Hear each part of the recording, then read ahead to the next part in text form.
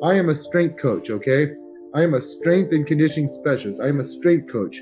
I strengthen people's minds, bodies, and spirits. I have no time and no place for casting doubt and getting people to be insecure. I build them up one step at a time. I compliment them. I start them off at an easy regression, and then I go, wow, good job. And then I build them up, that first training session. I find out what they can do well, and then I compliment them. And then you just build up slowly from there. But here's what I will tell you. Every single person who comes to my gym tells me I have glute amnesia and I have, dead butt syndrome. I have a weak core. And I'm like, okay, who told you that? Okay. It was this physical therapist, my massage therapist, my chiropractor, my personal trainer. Oh, he's like so smart. He knows all this stuff. And I'm like, okay, what did he do? What did he do to ascertain that you have a weak core? Oh, he just knows. He's like,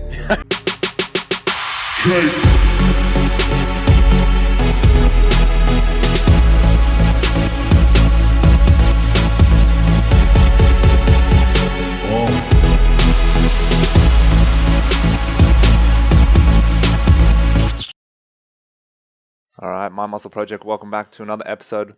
We're doing a round 2 today with the glute guy, but I don't think he's been called the glute guy for a while, but we know him as Bret Contreras, and we're pumped to have him back on. Last episode we had went absolutely nuts. It was one of the biggest shows of all time, top 10, so that was super cool, and I think we touched on some pretty sensitive topics, but sensitive areas of the body. I mean that's what it's about. We'll double check. Maybe top 5. We'll check it out. He wants to know. So we're pumped to have him back on today. When we spoke last time, you were just opening up the Glute Lab. Before then, you had just kind of done online with a lot of people, but you wanted to make an actual center in the universe where women could flock to and get massive glutes. So I just wanted to start. We have 3 gyms. We know it's a tough sort of ride. How's that journey been for you so far? Just, having your physical location, obviously experimenting with more staff and more clientele. So fill us in on that. Yeah, I mean, they flocked. Literally flocked. Yeah. I have an unfair advantage with my social media following, so I think it would be so much harder if I didn't have that. If I was just a normal trainer without this following and had to grow it the hard way, like pounding the pavement, handing out flyers, and trying to do it all through word of mouth. So the social media following helps a lot. So yeah, we've had a waiting list for a really long time. We can't accommodate more people right now, but I think we have like 170 paying clients month to month, but then we also have like 70 drop-ins per month who just over 2 people a day who just pay to come get one workout in, and they're from out of town. And then I have probably like 30 different, maybe 40 different Glute Squad members that come from I have 2 sessions. Actually, now I have 4 sessions a week, and they just come during those times. And so we're probably training around, probably 300 people a month right now. And it's great because it makes for a great learning environment. And also we just collected data for a study that's going to be awesome. And it was so easy getting participants. It was just one email sent out, and we had like 30 people offer, and we needed 22 participants. It was awesome. Done in a month. We collected all the data we needed. Nice. And with how are you hiring trainers for this? I assume it's not just you going at it yourself. No, I hired trainers to do it, and it's been interesting, because I can't tell people this. So I just most of the people I work with at the gym, like my Glute Squad, I just have never charged them money. It started off where I didn't have a business license because California, it takes a while to longer than when I lived in Arizona. It was different. It was really fast. But anyway, so I started training my Glute Squad, and I was like, I don't have a business license yet, so I didn't charge anyone. And then when I got my license, I was like, well, God, I have a good thing going. I don't want to lose any people, and I make a lot of money online, so I just never charged them. But it's some people don't talk about money that often, but I can't make much money as a personal trainer. And I also don't want to be that guy that's like, I mean, if you came to me and you're like, hey, Brett, I want to have a session. I'm like, that's cool. I'm $600 an hour. You'd be like, oh my God, word would get around that I'm the most cocky prick on the planet. Yeah. Like, who do you think he is? But yeah, that's if I'm working hard online. And yeah, I mean, I calculated all the hours I work, which comes out to probably 10 hours a day. I probably work 70 hours a week, and then you divide how much I make, and that's how much it comes to. So I don't want to do the training. I like training, and I always work with people, and they're always visitors. And I have workout partners, and I train a few people a week one-on-one, but I have a big glute squad that I work with. You have to be doing that if you want to, like, I want to stay the world's glute expert, I don't want someone to surpass me. And so I have to be doing four things. I have to be reading all the research and conducting research. I have to be training myself and experimenting all the time. I have to be training other people and experimenting with them. And then I have to be, obviously, the fourth component is you want to be known as an expert. You have to be prolific online and be putting out content. And so that's a huge component of it, is actually working with other people. Because if not, you get what you see with a lot of experts. They especially like people who have nice glutes, or just people who have genetic freaks. They don't understand that like I love frog pumps. Love them so much. I feel my glutes so much when I do frog pumps, it brings tears to my eyes. And at least 1 in 3 people don't like frog pumps. They don't feel them much, because the frog pump, you're actually like, abducting your legs and external rotating them. And that some people's hips, it doesn't jibe well with their anatomy. And so they don't feel them no matter what. And so if I just had amazing glutes and I never worked with anyone, I'd be like, oh, well, you're doing it wrong. Right. No, that's not the case. And so you think that, I'd be like, well, you say I could squat deep. I'd tell people, well, you need to do rock bottom ass to grass squats, but not everyone can do that. Some people, if they tried that, they'd butt wink so bad they'd get hurt. You only have some people don't have as much hip flexion mobility as others. So it's so important to work with other people, because then you get it, if you train 30 people through say you come up with a new exercise and you try it on 30 people, you will learn a ton about not only the way people screwed up, but the cues and how to tell people. And also you'll realize some people, every exercise, some people love it, some people don't. And it gives you perspective. And like, if you had to open more glute labs, I mean, I'm not saying you would, but do you think you'd be able to pull it off in terms of like where you could have them, say anywhere in the world, right? Let's just take an example. Say Sydney, right? Sydney's a big fitness hub. I know you've done seminars out here and stuff before. Say like you needed someone to open a glute lab out there. There was a demand. There was a trainer you trusted. Could you see that happening? Or do you think it's more just like you like it being like this one center, you do the research there, you conduct these studies. It's like, wait, do you guys want a glute lab? I think I'd be a fantastic ambassador. I personally don't want a glute lab, but we'll do the glute training for sure. But I don't know if no. So I actually think I'm going to do that. So I've looked at, it's interesting to look at different models, and it would be so cool for me to see my method spread worldwide. Like right now, it's just San Diego. How cool would it be to have, you look at certain gyms. So some like, what is it, F45? That's really popular right now. I think they charge a lot of money right now for their franchising. I think it's probably like say it's like $100,000, but they're really in depth. Like maybe they have a realtor that helps you find a location and they give you everything you need. Yeah. And on the other end of the spectrum is CrossFit, and they just charge like $3,000 a year to be an affiliate, and then you also had to have a certification. And so you could probably open up a CrossFit gym for $20,000. Like you just need to buy some basic equipment, get the certification, and have the affiliate. Well, I think that's what I want to do. But there's a lot of things to think about. But I'm planning on doing that. I just haven't, gotten into the legal aspect enough. But I do want to do that, and I would love to have a glute lab. Like right now, I think there's 13,000 CrossFit locations. I would love to have glute lab locations all around the world, and I think I would follow a similar model as CrossFit. Just charge $3,000 for an affiliate fee yearly, and then how you have to do, the trainers have to pass the certification, and then, but it needs to look a certain way. You need to be able to know, like, this is a glute lab. Here are a glute lab. You can expect this equipment to be there. And it's something I'm been thinking about a lot lately, and trying to think how could I do it. And I think that would be so cool to have them, maybe like, and I'm also competitive. I wonder, could I have 1,000 glute labs around the world?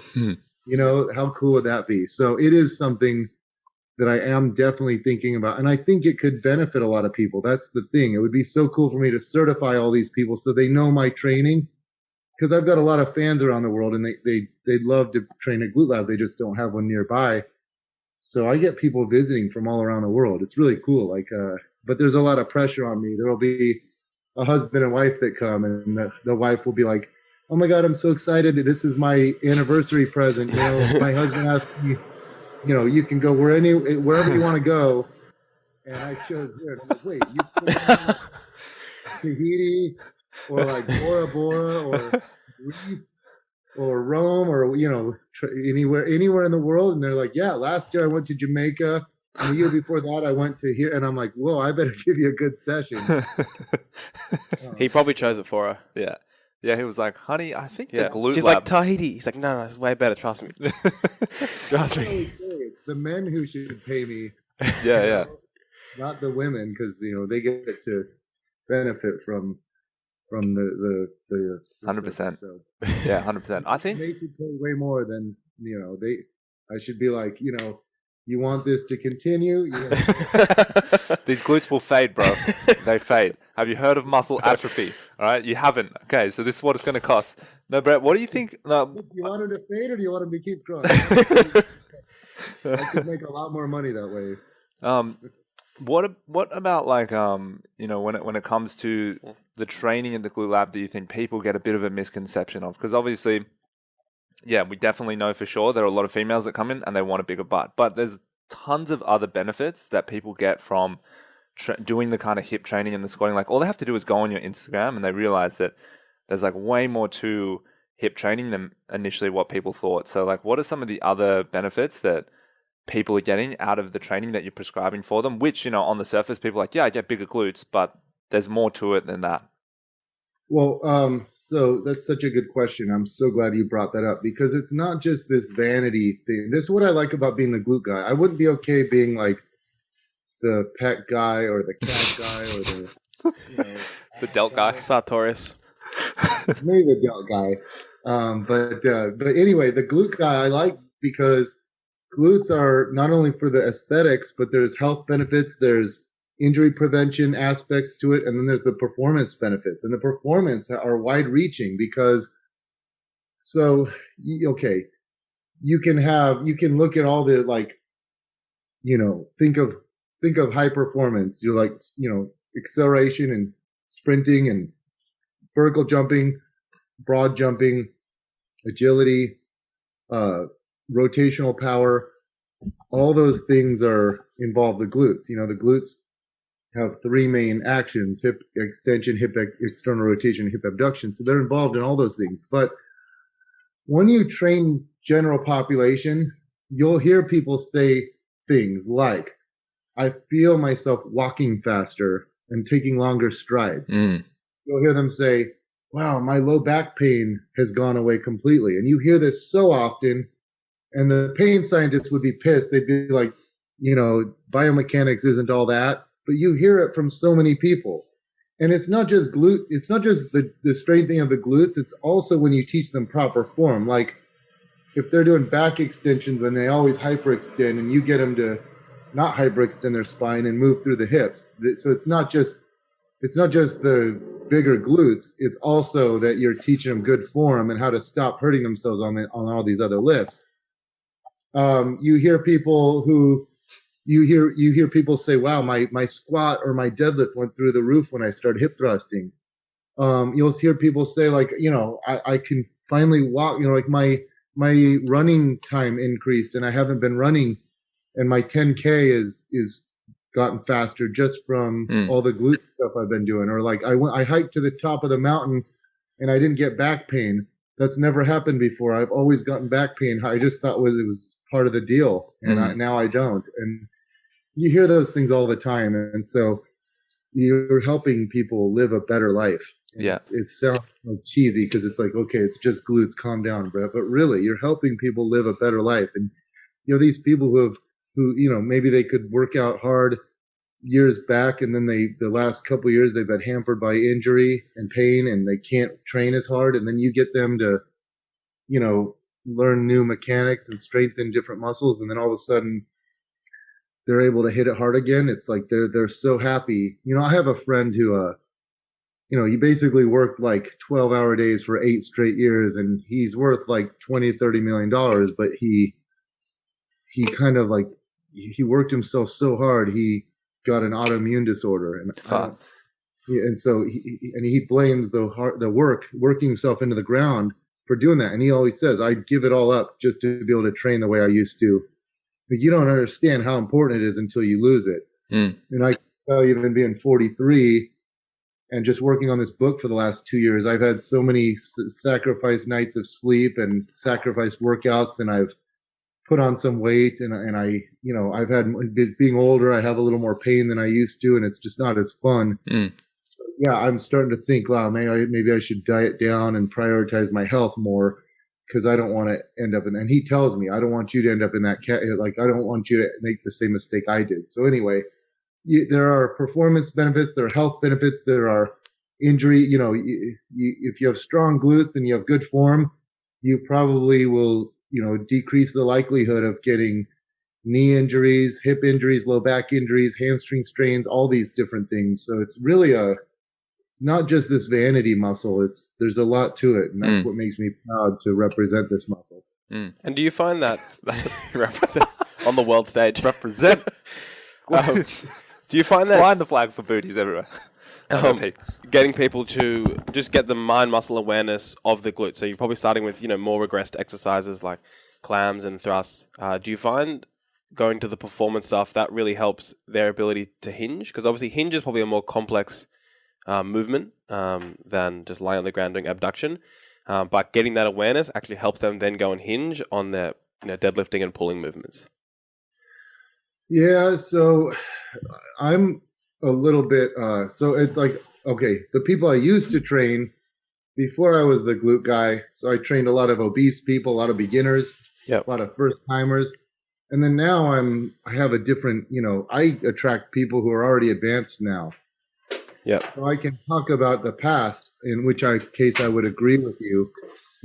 We would do, back in the day, and that's how I thought of a lot of these exercises. It was like this low load glute activation was possible. Yeah. I'm not I was a bodybuilder first. And so I came to the strength coaching world and loved it, but I had a different perspective, because for me it was, okay, do this glute bridge for 3 sets of 10. Do this quadruped, this fire hydrant or something, or a bird dog, or this clam for, 2 sets of 10. And I'm like, I feel my glutes, but that's not going to build muscle. I need fatigue. So how can I make these harder? So I was always looking at how to load things up, how I can put a barbell in my lap and do barbell glute bridges or barbell hip thrusts. I can do banded sideline clams. I can do ankle weight,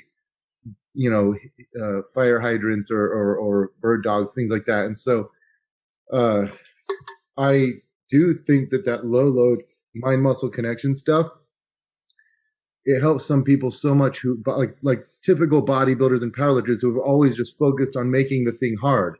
They've never actually regressed and actually, let me just try to feel the right muscles working. It's funny, and that's not just for glutes. I remember speaking in Oregon last year, and I was just so bored I had nothing to do. So I went to the gym, the hotel gym, and I was doing lat pull downs. And I mean, Yeah, I'm 43 years old. I started lifting when I was 15. So I've been lifting for 28 years. So this was last year. So this was after 27 years of lifting. I went on the lat pull down. It only goes up to 150 pounds. And that's very easy for me. So I was doing like, I probably did like 8 sets of 10 where I just really focused on using my lats as much as possible. And, I was like, wow, I've been doing lat pull downs my whole life, just not focusing on using my lats. But before anyone ever knew who I was, I read bodybuilding mags. We didn't have the internet when I grew up. So when I was 15 and 16, all the way up until like 21, when the internet became popular, I was just reading muscle mags. And all the muscle magazines back then, Flex and Iron Man and Muscular Development and Muscle and Fitness, they all had columns with actual bodybuilders. And I'd always read what all the bodybuilders said. And they would always say, my pecs never grew until I learned how to bench with my pecs. And I had to go lighter and really squeeze my pecs and feel it. So that was always this debate, because then in athletic circles, this other line of research with this Dr. Gabriel Wolf, she was looking at things from a performance perspective and saying that you should never focus on your muscles. You don't focus internally on the body, you focus externally, and performance is better.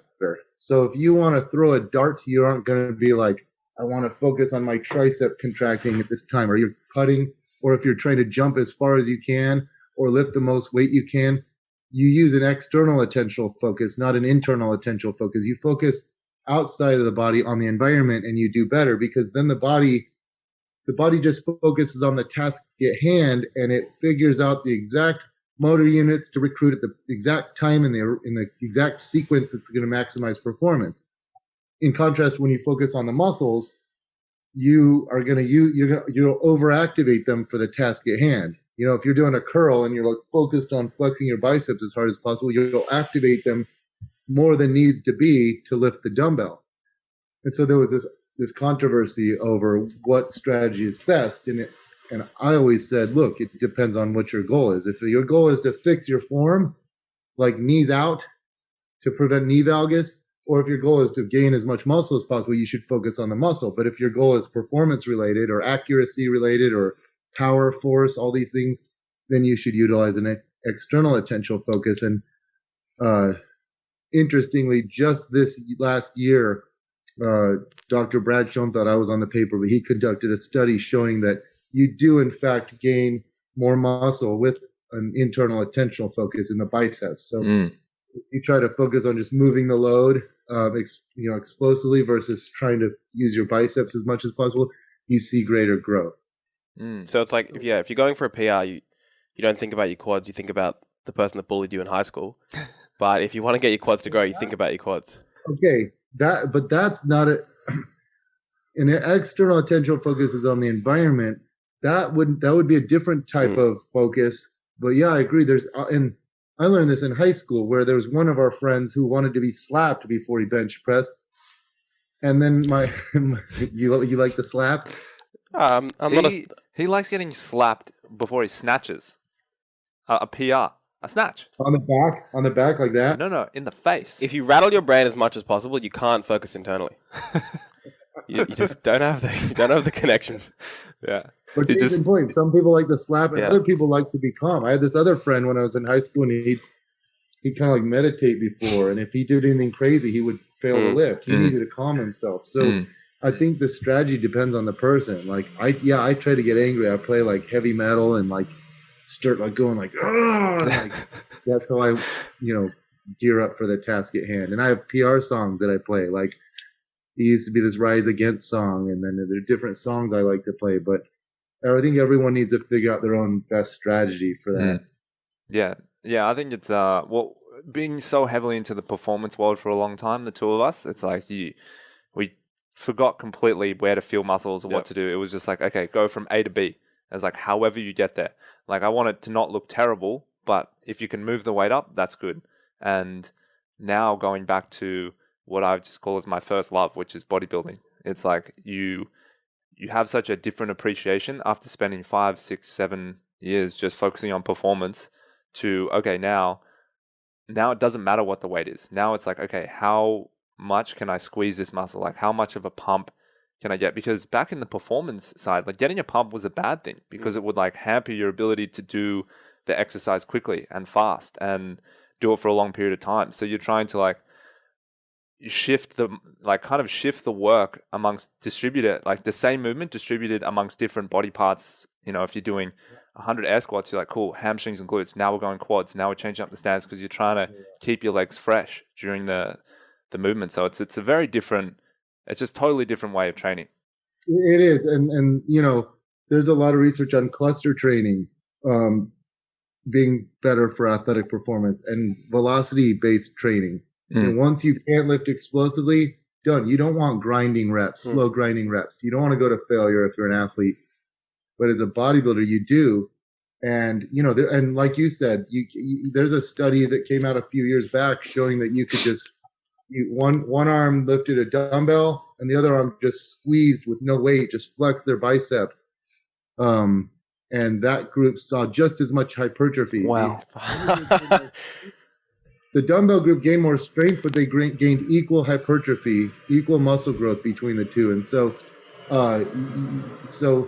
but here's the thing: we can all learn from. That's what I fancy myself as, you know, a sports scientist and more than just I'm not just a personal trainer. I'm not just a strength coach. I want to learn from every discipline, and you can learn. You know, the people I learn from are vast. I learn from personal trainers. I learn from strength coaches. I learn from athletes. I learn from the bodybuilding world, from the powerlifting world, from the Olympic weightlifting world, from the strongmen, from the CrossFitters, from the sport coaches who are training Olympic athletes and MMA and you know, different sport disciplines, to the physical therapists, to the pain scientists, to the biomechanists. You know, you can learn from everyone.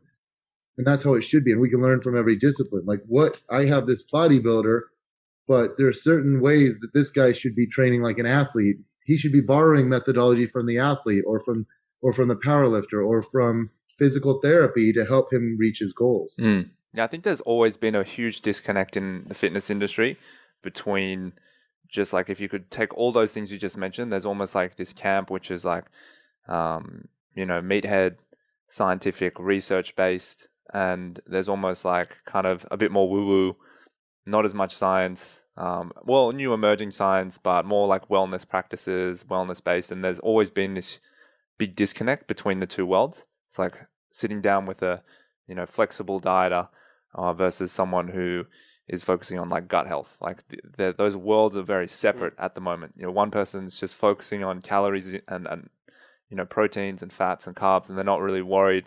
They don't ever talk about the gut microbiome, but it only takes that person who, you know, is eating ice cream and just kind of putting in whatever they need to kind of hit their calories, but they look good, to then all of a sudden they're having some kind of massive health issue that they don't understand and that calories and fiber and stuff can't really fix. And they have to kind of go, hey, gut health person, like, I know your research is a bit strange at the moment. Maybe there's not a lot of evidence to support it, but you help these 5 people and I've got symptoms that they're presenting. I can't digest any food. What's wrong with me? And those worlds are like starting to cross over a little bit. So it's good. People who are on the frontier like you are crossing the worlds, which is important.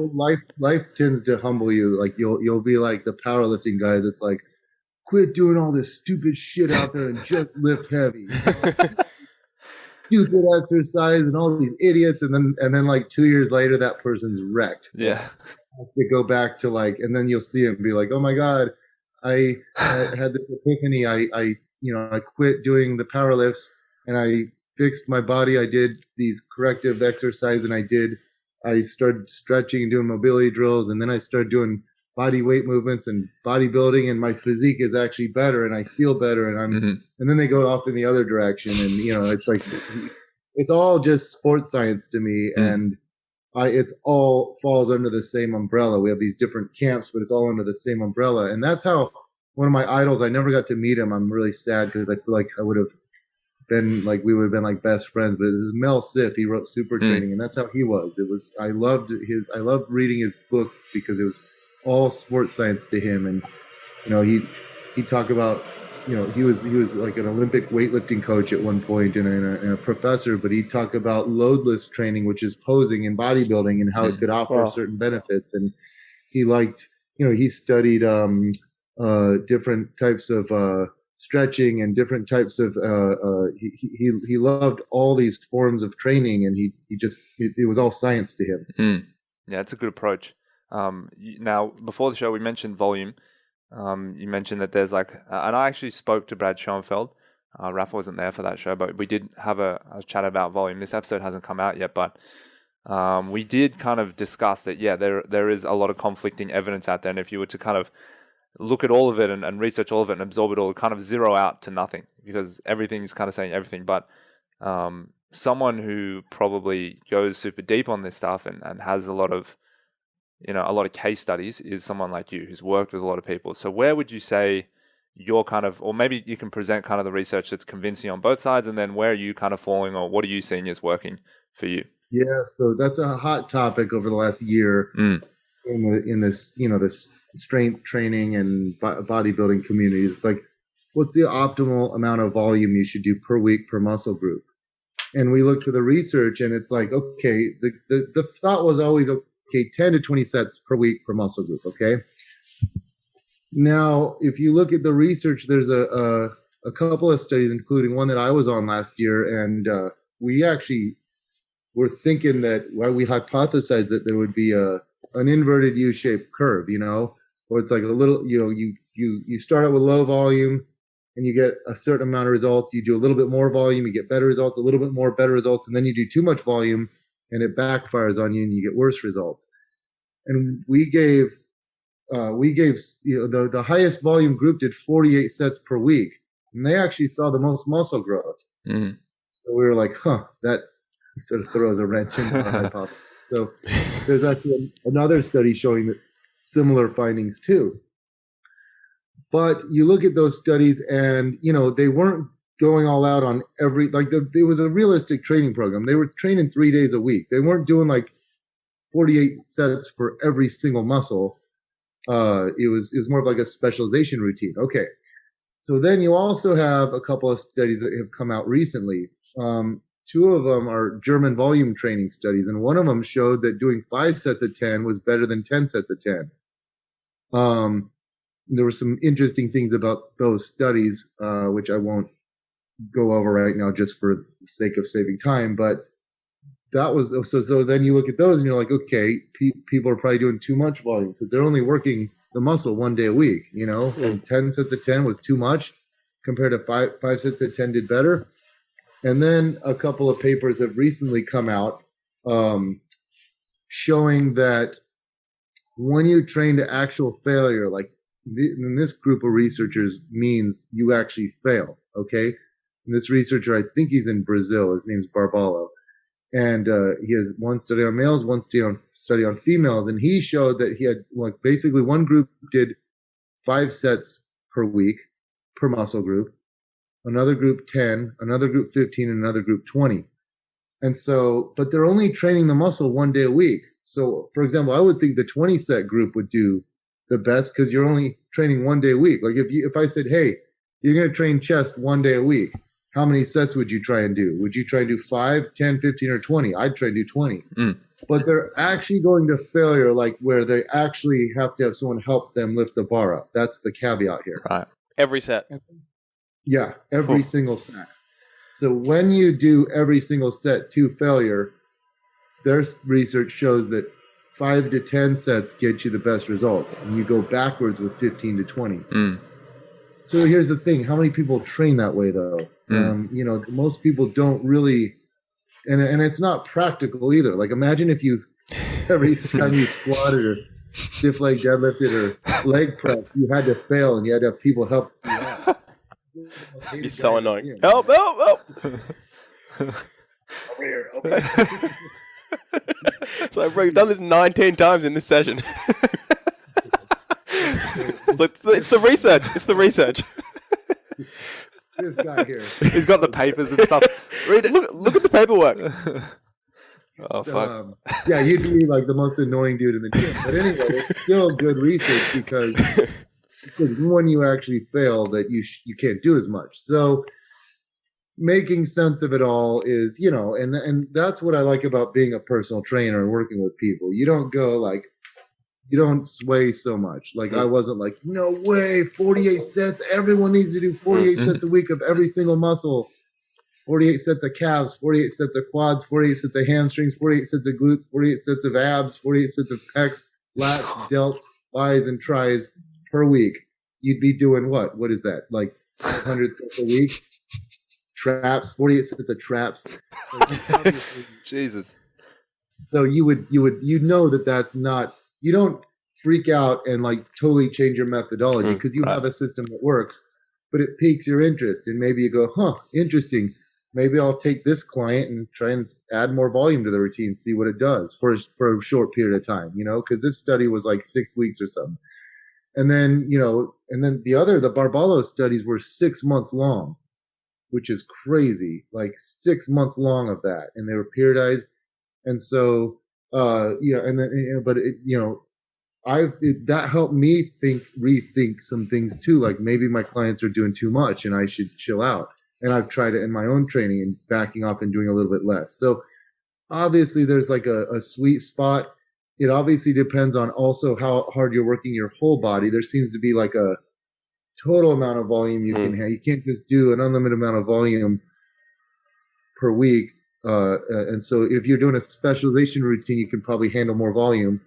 It also could depend on how many days a week you're training. Like, but that research is conflicted. But obviously, like if I said you can do 10 sets a week for pecs, would you do just 10 sets on Monday, or would you do 4 sets on Monday and 6 sets on Friday, or would you do 3, 3, and 4? Like, how would you split it up? I would think you'd get better results splitting it up because you're fresher on those days. Like, let's say you did 10 sets. Say you did bench press, incline press, and pec deck. And you did, 4 sets of bench, 3 sets of dumbbell incline press, and 3 sets of pec deck. You would probably be fatigued when you got to a little bit fatigued when you got to the incline press, and even more fatigued when you got to the pec deck. Maybe if you did 4 sets of bench on Monday, 3 sets of pec deck on Wednesday, and 3 sets of dumbbell incline on Friday, you'd see better results because it's better. It's the volume is performed under a fresher state. So there's some evidence of that existing as well. And it might also depend on the muscle group. Some muscles experience more damage than others. And anecdotally, some muscles, you don't have to train them as hard and they stay big and strong. And other muscles can handle more volume and things like that. So, I've noticed, like traps tend to stay big and strong. You don't have to do so many sets of shrugs because they're active when you deadlift, they're active when you do military press, they're active when you do lateral raises. So you have to think about that as well, how much you're hitting them with other exercises as well. So bottom line, probably around, 10 to 20 sets a week. But if you're doing a specialization routine, you can probably up it to like 30 sets a week. It also depends on the exercises you're doing. Some exercises cause more damage than others, and also how hard you're pushing yourself. If you're going to failure or training very far from failure, and we've all trained those people. I realized when I was like 18 years old, I was like, man, this guy, it looks like he's doing chin-ups, and I think he can't get another chin-up, and he gets 3 more somehow, and it looks like he's having like a spasm because he's just like, his whole body is spasming, and he somehow squeezes them out. And other people, you're like, get 2 more, and then they're done. Yeah. And you're like, man, you could have done 2 more, and they're like, no, I was done. That's how I am. People are like, you got 3 more, and I'm like, I'm done. I wrapped it. And they're like, you could have done 3 more. I'm like, my body's not like that. Like, it looks, I'll get my last rep pretty explosively, but I know that if I tried for another, I won't get it. So everyone's different. And you learn that stuff as a trainer. And that's why I think it's so important that I always say how you learn is a pie chart of a third. So a third comes from training yourself.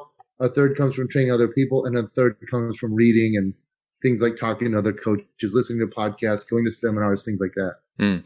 Absolutely. Which is why personal trainers that are 17 to 21 that want to tell you that they have the answer have no They've got idea. zero regions of the Their 3 pie pi. is all made up of the research. They've barely been training enough time themselves. They've barely experimented with enough training, and they've no way they've trained more than 100 clients. So all those people can just stay to Instagram. And even I guess a top athlete has only done 1/3 of the pie under your measure. Yeah, there's a lot more that goes into it. No, it's really good. Yeah, I think even with all volume stuff as well, because so much of it, like you mentioned as well, comes down to the individual. And, all the research is really good, but then you're still an individual. So some things are going to work totally different to you compared to what the research is, right? Which is why the pie matters so much, which is why I tell people start on the lowest end possible, because you don't want to you don't want to be the guy doing the 48 sets and realize you could have got the same results off the 5 sets. So always start on the lower end, because if you can get away with less training, that's great. That means less time in the gym, or unless you obviously really enjoy the social aspect of the gym, which is completely fair. But yeah, if you can spend an hour and get the results versus 3 hours, I think most people will probably choose the hour. And it's less wear and tear on your body. I mean, those Barbalo studies showed that, hell, I'd way rather do 10 sets than 20 hard sets a week. I'm so glad you touched upon that individual basis, because my buddy James Krieger and I wrote an article a few years back about individual differences. And when you conduct research, you'll see and this is what I love when studies actually plot the individual data, because you'll see look at this subject. He gained, it's funny, I was just a peer reviewer for a squat versus hip thrust study. And the guy who gained the most squat strength was in the hip thrust group. And the guy who gained the most hip thrust strength was in the squat group. They were just freaks. And this guy, one guy I can't remember what it was. It was it was only a 4-week study. And in 4 weeks, he put 30 pounds on his squat from just hip thrusting, and then vice versa with the hip thrust. But you'll see these outliers and you'll see these freaks, and with whatever it is, strength gain, muscle gain, you'll see 30 people do the exact same protocol, and one person gains 0 muscle mass and 0 strength. They're unchanged. They call these non-responders. And then another person puts on, gains 250% increased strength and 90% gains in cross-sectional area. And you're like, what? How can that in a 12-week period or something? You're like, that's insane. These crazy differences. And they've actually taken the top responders, and these researchers, Bandman and Petrella, these are classics, and another is Hubal. These are classic studies on genetics of bodybuilding, and then they take the top responders and the lowest responders, and they look at their physiology, and they show that not only are there things are way better up regulation in the better responders, like myogen and mechano growth factor and IGF-1, but also their satellite cell systems are better, meaning you'll start off with 30 satellite cells per 100 fibers, and that you finish off, and not only do you have more fusing into the myonuclei, you end up donating a lot of your nuclei into the muscle, so now the muscle is more multinucleated, but then the satellite cell pool outside of the muscle cell expands.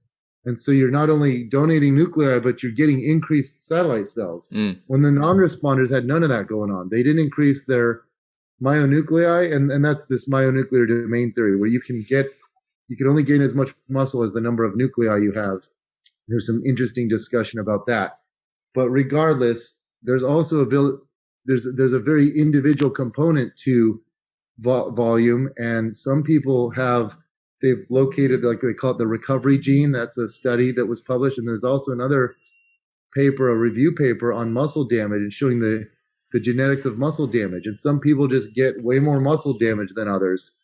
And I can speak from experience. I have these clients who they're like mutants. You can put them through anything and they don't get sore. And I'm like, you sore? And they're like, no, I'm fine. I'm like, what? And then there's other clients who I trained someone last week and they texted me today saying, I'm still sore. I'm like, wow, really? I didn't even push them that hard, but it's a very genetic component to it. It is confusing because you just end up with a prescription of somewhere between 3 to 4 to 48 sets per week for each muscle group, and you're like, with great. varying soreness from from wheelchair none to several weeks. Yeah, yeah. So results may vary. Yeah, at the bottom of the program, the results may vary. Yeah. Yeah. Guidelines for hypertrophy: do between 3 and 48 sets a week for maximum. Yeah. That's good. That's funny. Now at the again at the start of the episode, we did mention some stuff about this. Almost, and like this is something we've experienced ourselves, and obviously, like some of the professionals we work with are really good at what they do, and we're not calling anyone out, but there's definitely like a case where, and I almost enjoyed it in myself, knowing that I could go to a physical therapist with an injury or something that wasn't quite working or an imbalance, and they would say, okay, you've got this condition. And I'd be like, awesome, because now I can do the exercises to fix that condition, which unlock level 17, because right now I'm stuck at a 12 because of this weird condition I got. Once I do these corrective exercises, I'll go to this level. And then you come in, you do it, they go, yep, okay, but now you have this thing. And you're like, oh, I knew it. Okay, so now I've got that thing. And then you fix that thing with these exercises and you think, okay, now my squat's going to go up, or now I'm going to turn into a beast. I'm never going to have pain again. And on and on and on until it's just ridiculous. And some people come out of sessions, they go, yeah, I went in for my shoulder, but it turns out I've got like a core thing and a hip thing and a toe thing. And you're like, wow, that's crazy. And then I got so fed up with an imbalance that I had in my shoulders. And it took one of the good friends of the show, Sean, he's like, hey, like you played a lot of tennis, right? You played baseball, you did all this stuff, you'd swimming. He's like, yeah. He's like, dude, you did that so young. Like you may have just like completely changed the structures. Like your bone just may have like grown differently and the capsule may have like changed differently. So much to the point where like it's irreversible. Like if we go in and we scan your shoulder, the actual bone may be like completely different to the left side because you did so much right-sided sport. He's like, yeah, we can kind of imbalance it out. But he's like, you having a perfectly straight barbell and like, this and that. He's like, it's just not going to happen, man. And when I heard that, I was like, fuck, everyone's told me I could fix it. And I had some kind of weird condition. But the way he put it just made the most sense. And it makes you realize there is like a whole industry of people out there prescribing solutions where there really isn't a problem to begin with. And if there was that problem, that's not the solution to it. So, yeah, you hit the nail on the head. Well, first of all, like go to any bodybuilder who's been training for 30 years in the gym. Every one of them will tell you, like, I do this. Here's what I do for shoulders. Here's what I do for legs. If I do this, it irritates my knees. Or they learn how to train around their issues. You're always, if you just go to the gym and screw around, like picture just what a lot of people do. You just go around, you look around, you go, I'm going to do that. What's the biggest guy doing? I'm going to do bench press. Now I'm going to do push-ups. Now I'm going to do cable crossovers. Then the next time you come in, you're like, I'm going to do dips. Now I'm going to do flies. And I'm going to do, whatever. Like then, but you never utilize progressive overload. You'll get fairly muscular and you'll get some results, but you won't hurt yourself much because you're not really pushing the envelope. Like progressive overload changes the game. It's this double-edged sword because it's what gives you the muscle mass gains. It maximizes your strength and your physique, but it also puts wear and tear on your body over the years.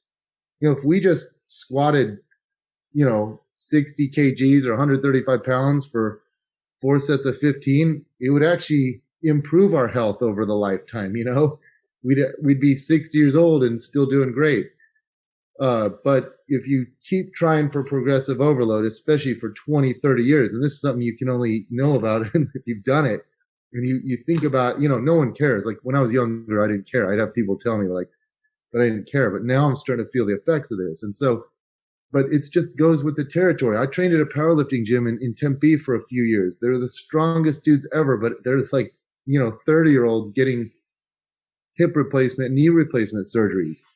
They get so strong for their bodies can't handle the stress, their connective tissue or their, it starts beating up their joints too much. And so, and there's obviously a smarter way to train. And we actually absolutely should be talking about this topic. But if this is like a clip, I want you guys to like help promote this thing. Thanks for the warning. Timestamp 1 hour 10 minutes. Yeah, there you go. So it's the wild, wild west out there. If you are a drug dealer, you stand out on the corner, the supply, it's supply and demand. A drug dealer stands, picture like, the movie American Gangster, and they're like, in Harlem, and you just have 10,000 people come in and make like $2 million in a day because people would come and they'd find you and you'd give them what they needed. People needed drugs, there's the supply and demand. People also need labels and they need excuses.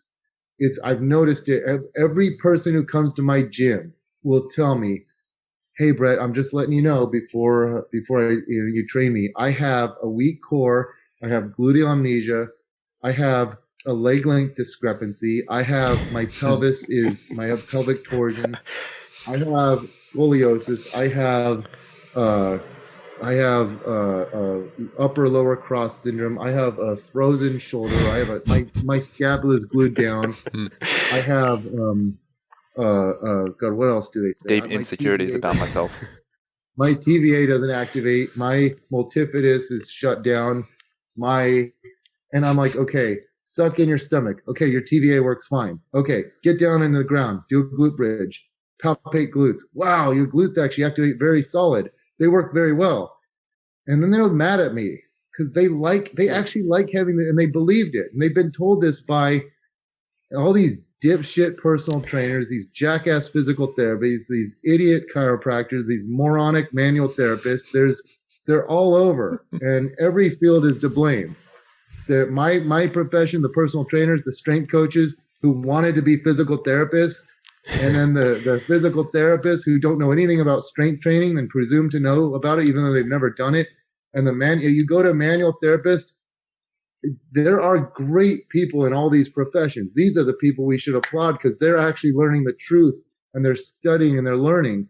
But there are 90% of all of these professions that are lazy. They don't advance their education. They just go with what they learned back when they started the profession, then they stop. And they're doling out nocebo effects like it's candy. And nocebo effects are harmful. They actually do more harm than good because now, not only did you not fix the condition, you got them thinking they have something wrong with them, and it affects their confidence. It increases pain. Now, picture this. And I could rake in the dough if I was like this, if I just didn't have any integrity. I mean, picture how easy it would be. And this is what these people do. They're like, "Oh my God, your fascia." They love talking about fascia and things like that. And it's like they'll show you a picture of this like web, and it's like, "This is your fascia," and then they have bunch it together, and then like this is a trigger point or an adhesion, and you have these all over your body, and they can tell you anything they want, and you will believe it because you're totally naive, and it sounds correct. Your shoulder's hurting. Well, your scapula is glued to your ribs, okay? And then you're like, okay, move your arm overhead. No, I see your scapula. I have my hand on your scapula. I can feel it moving. Like if you suck in, then that means your TVA is working. If you do a glute bridge, and I will confess, there's only one man whose glutes didn't activate during a glute bridge. It was my 88-year-old grandpa 2 weeks before he died. I was palpating his glute, and I could not detect any glute activation. I had this theory, and I was joking around with him that he's disappointing his grandson because he had no glutes. Anyway, I've never every person who says they have gluteal amnesia, their glutes just work just fine. It's just they're being told this stuff, and all it is like it's just a field day for all these people because they got their NASM certification or they read about corrective exercise and they want to and you think you're doing a good job because everyone loves you because you're giving them what they want, but it's not what they need. See, I am a strength coach, okay? I am a strength and conditioning specialist. I am a strength coach. I strengthen people's minds, bodies, and spirits. I have no time and no place for casting doubt and getting people to be insecure. I build them up one step at a time. I compliment them. I start them off at an easy regression, and then I go, wow, good job. And then I build them up, that first training session. I find out what they can do well, and then I compliment them. And then you just build up slowly from there. But here's what I will tell you. Every single person who comes to my gym tells me I have glute amnesia and I have, dead butt syndrome. I have a weak core. And I'm like, okay, who told you that? Okay. It was this physical therapist, my massage therapist, my chiropractor, my personal trainer. Oh, he's like so smart. He knows all this stuff. And I'm like, okay, what did he do? What did he do to ascertain that you have a weak core? Oh, he just knows. He's like, get down in a side plank, hold it. Wow, you just held a 40-second side plank. All right, I can't even do that. I don't do. Let me see you hang for this bar. Can you bring your legs up? Bring your knees up as high as you can. Well, you just did 10 hanging leg raises. You actually have a very strong core. Your core is actually more advanced. This person was dead wrong. And it's just sad because everyone believes it. And I always say, did they look at your form? Did they have you do military press to see how your form looked? Did you look at your program? Because sometimes you look at this person has nothing wrong with their shoulders. It's just you look at their program and it's like they're doing bench press on Monday, military press on Tuesday, close grip bench press on Wednesday, Thursday doing like battle ropes and slams and different carries. And then Friday, they're back to bench press again and push-ups and whatever. And it's like in dips. And it's like, okay, your shoulders need a break. They can't handle that much. Try doing this instead. Probably 90% of the time, it's a program design issue or a mechanical issue, like they're doing squats and they're butt winking a little too much at the bottom, or they're doing deadlifts and they're rounding their backs, or they're hyperextending at the top of back extensions, or hip thrusts. They're doing hip thrusts with their chest up. And it can be solved very quickly with just proper knowledge of mechanics and program design. But instead they're being told, you go to someone with you have back pain and they tell you your glutes aren't working, you have a weak core. They might even tell you this muscle isn't. How would you know if the multifidus isn't working or the QL has shut down? How would you know that? You'd have to have electrodes, and even then you can have crosstalk. You need to have fine wire. All these people, are they psychic or do they actually hook people up to fine wire EMG? And it's just so silly to me because I've been doing this for so long, and that was the biggest problem in the field today, is all of these people with their inappropriate label. They're misdiagnosing people and they're labeling them, and then these people are thinking they have everything wrong with them. And it's like, look, all right, you look at my physique, you look at you, and then you're like, okay, one of us will probably be better at squatting than the other. One of us will probably be better at deadlifting. You're going to be awesome at military press, but not that good at chin-ups. You're going to be good at deadlifts and not that good. And you know that as if you have a bunch of lifting partners, this guy's amazing. This guy can do a chin-up with, 40 kgs for 5 reps. And this guy, God, his single leg strength is through the roof. This guy does Bulgarian split squats with 3 weighted vests on and holding on to, 50 kgs of dumbbells. So everyone is going to excel at certain things and then not be as good at certain things. If you have long femurs, you might not be as good at squatting. If you have short arms, if you have T-Rex arms, maybe you suck at deadlifting, but you'll be great at bench pressing. And so our job is to try to help people find out the best lifts for them, and then the lifts that aren't as good for them, and assure them the reason why you're not that good at this lift is because of your anthropometry or your anatomy, and it's not your fault, but you should still do it. But don't think there's something wrong with you. You're never going to be a squatting champion, but it's okay. You can be awesome at single leg lifts. You can be great at hip thrusts. You could probably be a good trap bar deadlift or whatever, but it's just so much more. I have this bad taste in my mouth because people aren't really? Aware. The physical therapists aren't aware of this issue. The personal trainers aren't aware, that fancy themselves corrective exercise specialists. You didn't need sometimes corrective exercises are amazing. We talked about regressing and doing low load glute activation earlier. But just to tell someone you're dysfunctional and you need this. And here's the thing, there's a saying by Voltaire, and it's like, nature, God, I need to look this up while I'm talking to you guys, but it's such an awesome quote about like, you just, the medical community you just distract them while nature runs its course and gets rid of the pain. And so I think that's what a lot of time that's what happens. It's like you think that if you go to I can't find it. If you go to any practitioner and you're like, my neck's hurting, and your neck, if you just didn't go to anyone, it would have taken 2 weeks for your neck to feel better. And so if you didn't go to anyone, you'd be like, oh, cool, my neck just heals itself. And that's what I realized. Like, I just raced my niece and twin brother on the beach 2 days ago like an idiot and pulled my hamstring.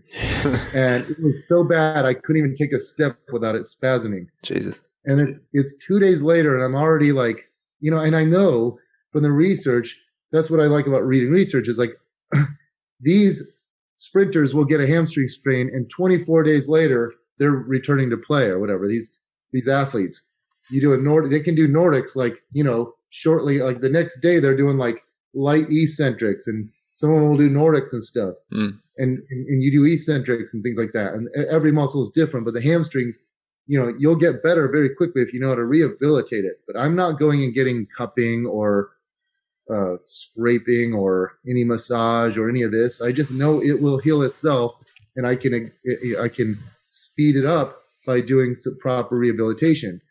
But if you go while your neck is hurt and you go do chiropractic and they crack your neck, or you do massage therapy, or you do cupping or kinesiotaping or whatever the latest trend is, then you will believe that made you better, and now you're hooked on it for a very long time.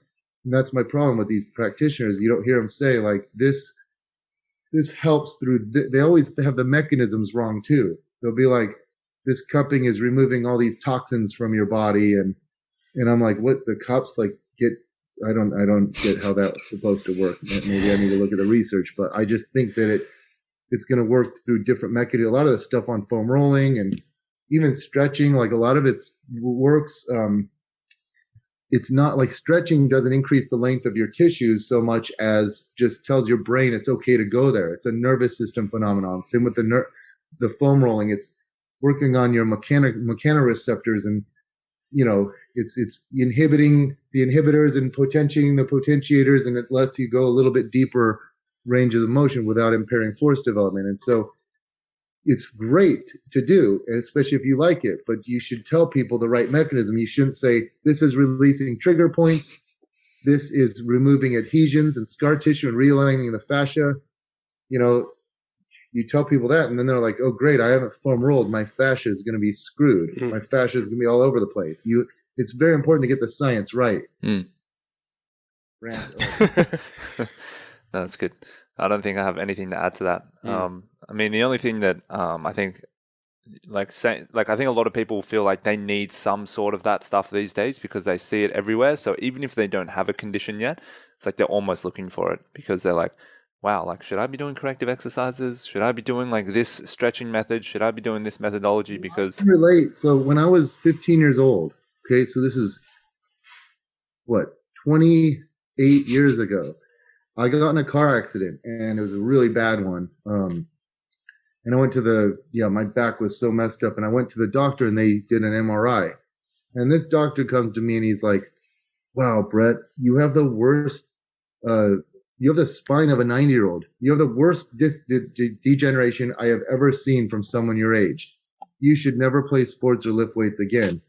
Tell a 15-year-old kid that likes sports, and it devastated me. And I told everyone. I have the spine of a 90-year-old. I probably told every friend and family member I had.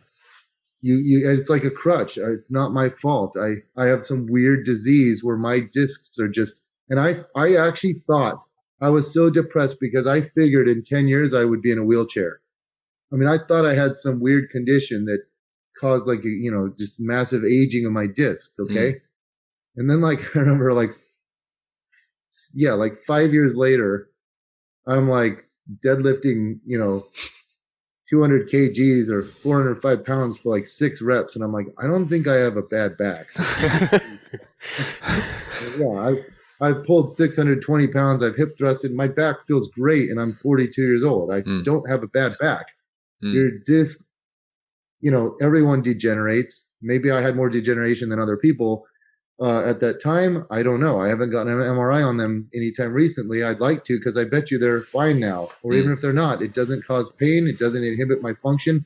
I'm strong. I'm fit, and I'm fine. So that guy could have screwed me for life. You don't tell people that. You can educate them, but then you should say, all right, if like any imaging, any MRI and X-ray and any imaging, you should tell the person, like, you have this, but 30% of people have that, or whatever. Like 56% of individuals of this age and gender, and like 99, I think it was like 97% of hockey players have some sort of, FAI, like femoral acetabular impingement syndrome. They have, like you said, your sport with throwing, you actually have structural bony changes in the shoulder joint that are irreversible. And so it's good to tell people this, like educate them, but then say you can go on to lift the rest of your life. You're just going to have to make some modifications. And that's what we should be focusing on and complementing. And I always think of myself as I love the movie 300, right? I used to watch it like every day in my glute lab. Right? And I picture like Leonidas there, or like think of a movie like Braveheart. And you're on the front line and you're like talking to your soldiers. Would you be like, all right, guys, we're going to go out there and, whoop some ass. Like, you try to rile them up. You wouldn't be like, all right, guys, let's be realistic. Okay, Bob, that glute amnesia. Just try to take out one person before your TVA fails. No, that's not what you compliment. You don't want to make people more insecure about themselves, and that we have a world full of practitioners that care more about wowing, impressing their clients with their fake diagnoses, and giving them crutches and making them essentially crippling them, making them dependent on this fake diagnosis, so they keep returning, so they keep coming back to you. And they're more concerned with that than actually helping people and strengthening them. And I'm not just talking about strengthening their muscles. You want confident people. You want people who don't think, oh, I'm dysfunctional. I can't possibly do this exercise or play this sport or be in the gym. And so, yeah, you can. There's a better way, and that involves just knowing a lot about strength training and where you start people. And you take a client. And you don't need to do a screen. You don't need to do that because it's not going to affect your exercise selection. Because if you're a good trainer, you're going to give people variations of squats, deadlifts, lunges, hip thrusts, back extensions, bench press, push-ups, military press, dips, chin-ups, rows. What else? You're going to do those exercises. You just have to know all the different variations. And so when you give a person a push-up, you kind of eyeball them, and you're like, all right, I bet you this person can bust out 10 push-ups, but I'm gonna first give them like dumbbell bench press and then go, oh wow, okay, sorry, I started off way too easy. Let me have you try this. Wow, you're really strong. Okay, my bad. Let me have you try this. Okay, you're more advanced than I expected. And most of my clients, I have them do this, but you're already doing this. Good job. And then you do that with everything. With the squat, you don't put a barbell on their back with 60 kgs and do an ass to grass full squat. You say, let me see you do a body weight box squat to parallel. Okay, using this form. Good job. Now let me see you hold on to and weight in the goblet position and see if you can do that again. Now I'm going to remove the box. Can you go down? Wow, you have really good form. Okay, I think I normally don't do this, but I'm going to pull the barbell out and have you try barbell front squats for your very first session. This is rare, but you're very fit. Then they go home and they're like, they'll tell their husband, like, hey, guess who was born to squat? Guess who runs this shit? That's what my trainer told me today. I was put on this planet to deadlift, and Quadzilla reporting for duty or something. Confident and happy and excited about their training. You don't want them to be, self-conscious and insecure and feeling doubt. You pump them up and in 6 months they will be so strong and so fit and doing things they never thought they were capable of. And you never injected any fear or doubt along the way. If they ever experienced any issue, my shoulder's hurting when I do this, you say, okay, let's do close grip instead. Let's do neutral grip. Let's do floor press. Let's do, but you have to be a good personal trainer, a good coach to know these things. And that's where the experience comes into play. Absolutely. Well, this has been a very informative podcast. Now, we did mention somewhere in the middle of the show about a book. You've been working very diligently. You've sacrificed muscle cells for fat cells. You've sacrificed sleep. You've sacrificed testosterone. So what is this book? I mean, you're very excited about it, which makes me excited about it. Tell us about this book that you've done. Yeah, so the book is Glute Lab, just like the name of the gym, and the Glute Lab, the art and science of strength and physique training. And what's really cool is I partnered with Glenn Cordoza now. He wrote the book Supple Leopard with Kelly Starrett, and I purposely partnered with him because he had written a bestseller with Kelly. He's proven that he can do a slam dunk of a book. But also, I knew he was very close with Erish, the publisher for Victory Belt. So they're my publishing company, and I knew we'd get special treatment. So because of this special treatment, I'm so happy about it now, because I hear strength coaches in the industry be like, well, why buy books? Because by the time they come out, they're already 2 years outdated. And that's true. There are publishing companies out there that you turn in the manuscript and it takes them 14 months to get the book out. Well, we're still making changes as of today. In fact, I think tomorrow is the last day. And then it's going to be coming out on September 17th. Wow. So what is that? A month and 18 days, like 48 days. So the book will be essentially 48 days outdated when you get it. Meaning it has all the research from July up until now. It has all the methods, all the latest methods, and everything is up to date. It's going to be so cutting edge, and they let me make a hardback 606-page book. Whoa. So it includes all of your favorite lower body exercise that you love to do, that you do in your gym. So I really think it's going to be like a coffee table item that people just, even all the trainers want, because it's like you can just flip through it. But I also got to cover a lot of the topics that are really important. Like you talked about flexible dieting earlier. I got to talk about that. I got to talk about this dysfunctional conversation. I put some stuff about that in there. I cover a lot of ground in those pages, and I'm so proud of it. And there's also, of course, for the people who want programs, there's 3 12-week programs in there. It's just it's so well done. And I'm so glad I chose Glenn to partner up with, because he's the one guy who's as passionate as I am about making a quality product. And we took 2 years of our lives to do it. So it's finally the end of the tunnel, and I'm so happy about it. That's awesome. Yeah, we'll definitely pick up a few copies and review them on the show and get through them. And yeah, I think there should be like a Willy Wonka ticket for a Glute Lab facility inside. He's like, all right, guys, there's 10 Glute Lab facility tickets up for grabs in the first 100,000 copies. Now go buy. Brilliant. Yeah, that's how we're going to do it. Bret, again, it's been an amazing conversation. I definitely want to do one, hopefully someday in person. I think on our next US trip, we'll make the effort to come out for sure. We'll put it on the radar. Yes. But for now, where can people find out more information about you? If you just type in glute guy onto Google, I come up, but I'm not very active on Facebook or Twitter or even YouTube anymore. And I don't blog much anymore. I pour most of my effort out into Instagram. And so my Instagram handle is at Bret Contreras 1. Then I also have a blog, bretcontreras.com. From there, you can sign up to the newsletter. I never spam people. I send out like one a month. That keeps you abreast of any like seminars or big things, announcements and things like that. And if you can't remember Bret Contreras, just remember the Glute Guy. Awesome. As the book on Amazon, can you get it around the world? Yeah, it's on Amazon for pre-order right now. Oh, sick. And already 5,000 people have pre-ordered the book. It's really exciting. Wow. Amazing. It was the other day, it was number 15 out of all Amazon books. What? I wonder if it'll crack the top 10. There's 3 million books. It was number 15 and in all books, and it was number 1 in exercise and fitness or whatever. But September 17th is the actual day where you get it delivered to you if you pre-order. And I believe it's in Amazon UK and Australia as well, I think. So hopefully you can get all around the world. Awesome. Amazing stuff, Bret. Thank you so much for being on. We appreciate it. My pleasure.